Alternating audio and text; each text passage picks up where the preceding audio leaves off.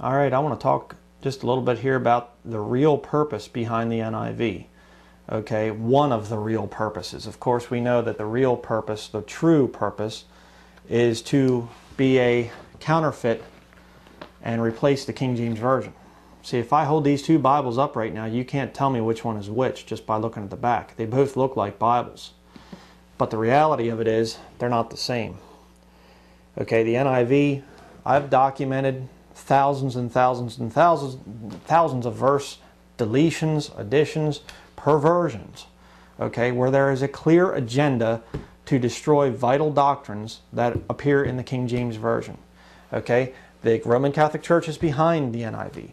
It was partially translated at Catholic University. It's based on the Vatican's text. The Nessel's text is made under the supervision of the Vatican. So it is there's definitely, I've done other videos on it, you can watch those. But there's another purpose to the NIV. And a lot of you know this already, but I'm just going to go over it in more detail today. But the NIV is owned by HarperCollins Publishing. HarperCollins is owned by Rupert Murdoch, the owner of Fox Television. So why would a guy who basically owns secular television and also prints pornography and sex manuals and things like that, why would he want to buy a Bible? Well, because it's a good money maker. And I'm going to show you from Zondervan's website, I'm going to show you in their own words what kind of activity is going on there. I didn't write this thing. This is from Zondervan Corporation. Okay, so let me show you a little bit more detail. Okay, here we have Zondervan Corporation. I couldn't get the whole link here thing up. It doesn't go the whole way over, but you can go there and you can check it out for yourself. Zondervan.com. Statistics. Wholly owned subsidiary of HarperCollins Publishing Incorporated. Sales, 160 million. Okay, there you go. That's your reason for the NIV. Makes a lot of money. But let me show you some of the stuff down here. 1987 is when Harper & Row buys Zondervan in the aftermath of the takeover attempt. Zondervan ultimately becomes a subsidiary of HarperCollins. 2002, Rick Warren's The Purpose-Driven Life is published by Zondervan. Rick Warren is a member of the CFR. He is a stooge of the New World Order, basically. 2004, a gender-neutral edition of the NIV causes controversy.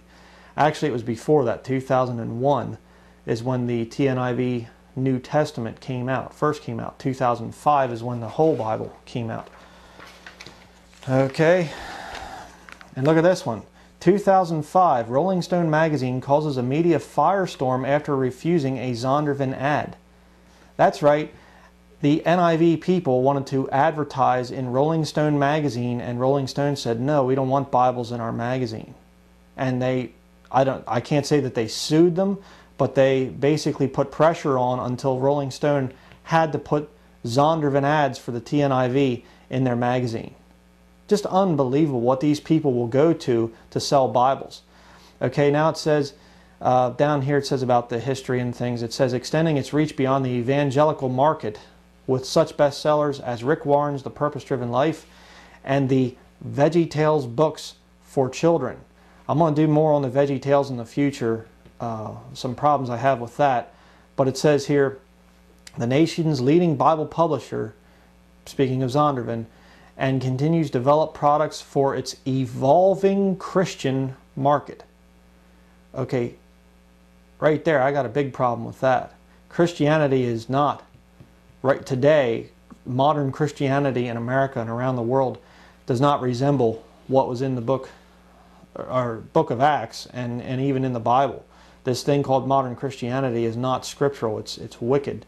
It is the great falling away of the end times. Okay, but here it says the following year, 1971, Zondervan made an investment in the financially troubled International Bible Society's translation of the New International Version of the Bible, a move that would later repay itself many times over.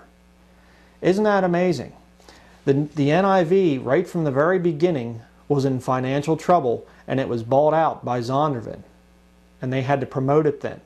But it says, it isn't, and God really blessed us. No, they don't talk that way. It repays itself many times over. Boy, it was a good moneymaker. They write just like lost people, and there's a reason for that.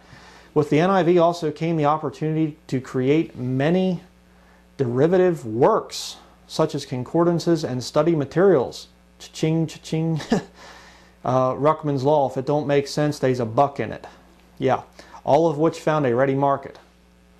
Why would they do this? Why would they be doing all this? Because there's money in it. That's why. Here we have when the company was finally sold over a year later for $56.7 million to Harper and Row. $56.7 million, that's good money there. Harper and Row, which soon merged with British religious book company Collins, publishing to become HarperCollins, was owned by News Corporation Limited, headed by Rupert Murdoch. Murdoch's other interests include the Fox Film and Television Studios and several tabloid news publications. Yeah, filthy, rotten tabloids.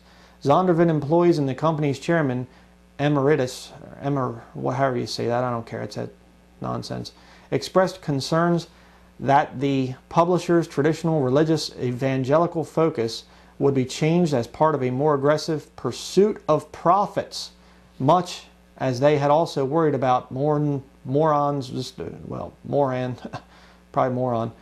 intentions several years earlier. They were having these big people coming in that were turning it into a big money-making scheme, which is all it is, by the way.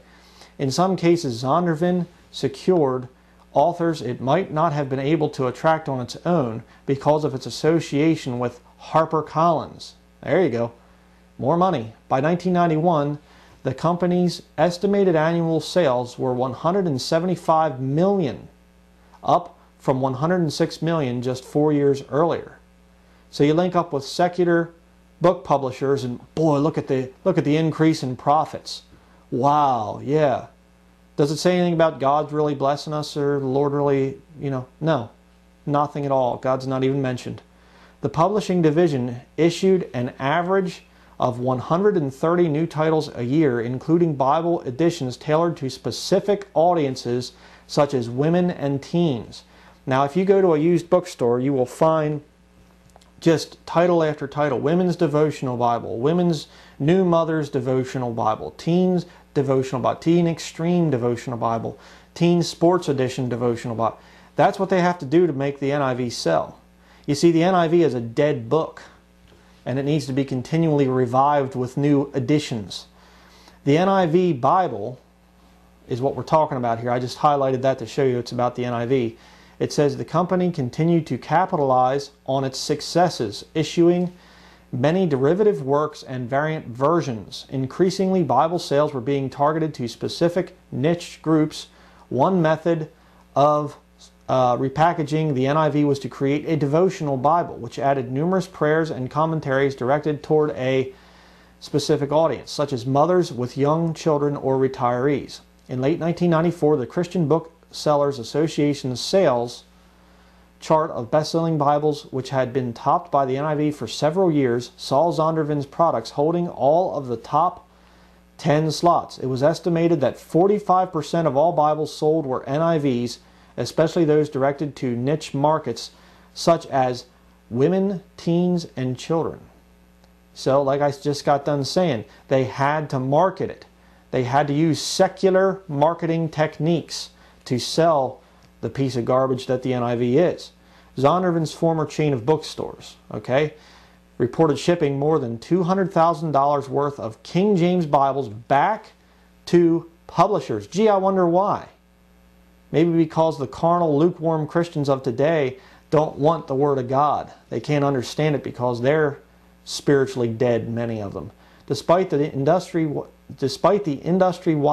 slowdown, Zondervan was only slightly affected and unveiled plans for devotional Bibles targeted at college students and African Americans. So here, we haven't hit up these people yet for their money. Just unreal. Now let's go to this. It says, when a report in a Christian publication implied the changes were being made to satisfy feminists, anger was stirred up among fundamentalists. and Zondervan put the project on the back burner. The International Bible Society, which was responsible for the NIV and NIRV, also announced it would revise the NIRV back to the older NIV language standards to appease fundamentalists. Now you're going to see this thing a lot among these modern professing Christians. They say, well, we're evangelical, we're not fundamentalists. I'm not a fundamentalist.